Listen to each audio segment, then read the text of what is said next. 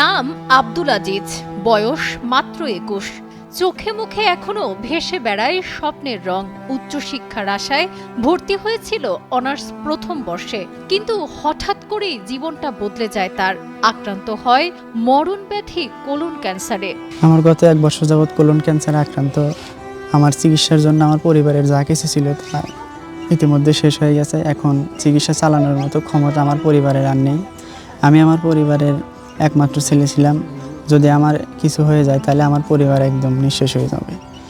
এখন আমার চিকিৎসার জন্য অনেক টাকার প্রয়োজন, আনুমানিক তাও মধ্যবিত্ত পরিবার থেকে ১৩ লাখ টাকা প্রায় শেষ হয়ে গেছে। এখন আর চিকিৎসা চালানো সম্ভব হচ্ছে না।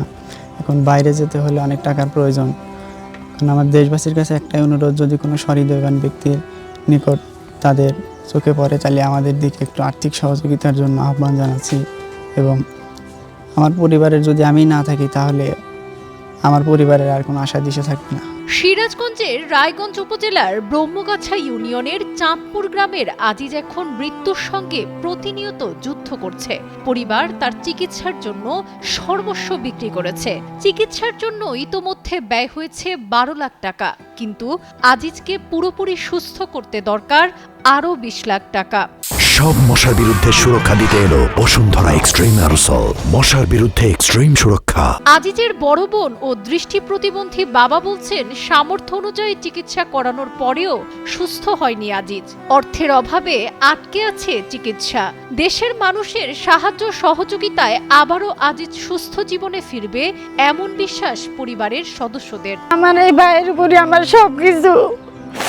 আমার ভাই যদি পৃথিবীতে না থাকে আমাদের আর থাকার মতো কেউ নাই। আপনাদের সবার কাছে অনুরোধ, আমাদের একটা অনুরোধ, আপনারা সবাই যদি আমাদের সহযোগিতা করেন ইনশাল্লাহ আমরা হয়তো ওখানে যেতে পারবো। আমার সন্তানটা আবার এমনই, এর মতন শান্তশিষ্ট সন্তান, এর মতো বুদ্ধিমত্তা, এর মতো মেধা আমার মনে হয় ২-১ লাখের মধ্যে পাওয়া যাবে না।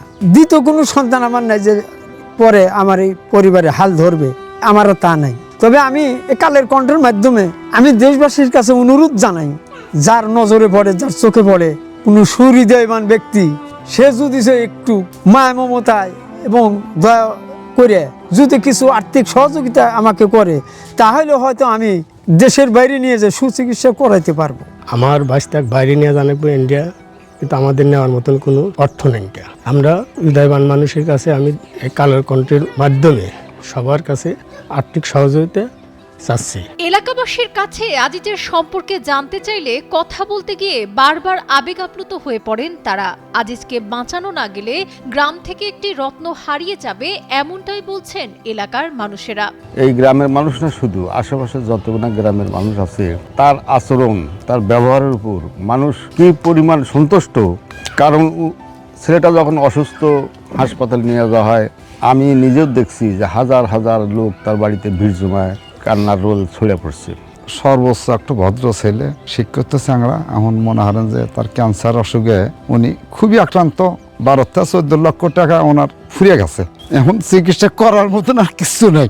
এখন আপনারা সহযোগিতা হইয়া যদি চিকিৎসা করতে পারেন, আমাদের এলাকার একটা সম্পদ, আমাদের নয়নের মণি। এত ভদ্র ছেলে, সব দিক দিয়ে, জ্ঞানের দিক দিয়ে, চলাফেরা, উঠুক বসুক, কথাবার্তা, সব দিক দিয়ে এত ভালো ছেলে, ২-৪ হাজারও একটু হয় না। অথচ চিকিৎসার অভাবে এখন বাইরে যাবো, বাইরে যাওয়ার মতন শক্তি তার নাই। আজিজ এখন জীবন মৃত্যুর সন্ধিক্ষণে দাঁড়িয়ে। মাত্র ২১ বছরের এই তরুণ এখনো স্বপ্ন দেখেন নিজের পায়ে দাঁড়ানোর, পরিবারের পাশে দাঁড়ানোর, কিন্তু সেই স্বপ্নগুলো আজ স্তব্ধ হয়ে যাচ্ছে দরিদ্র পরিবারে জন্ম নেয়াতে। আজিজকে সুস্থ জীবনে ফেরানোর এই লড়াইয়ে তার পাশে দরকার পুরো দেশের মানুষকে।